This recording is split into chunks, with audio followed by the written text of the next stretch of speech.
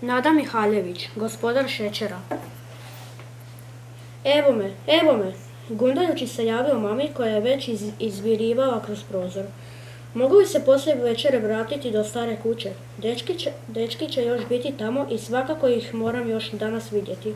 Odmah je s vrata počeo objašnjavati Miro. Ne znam, zavisi od toga koliki ti je šećer. Ako je dobar, možeš odmah pojesti večeru. Pa šivaj natrag, rekao je mama. Sigurno će biti dobar. Igrali smo nogomet i skakali, a sada se moramo nešto važno dogovoriti, objašnjavao je Miro vadeći svoj pribor za mjerenje šećera. Spretno je pripremio aparatić. Kratkim ubodom iglice izmamio kapljicu krvi na jagodici malog prsta. Kapnuo je na trakicu umetnutu u aparatić i napeto čekao rezultat koji se trebao pojaviti na displeju. 7.2, doviknuo je mami.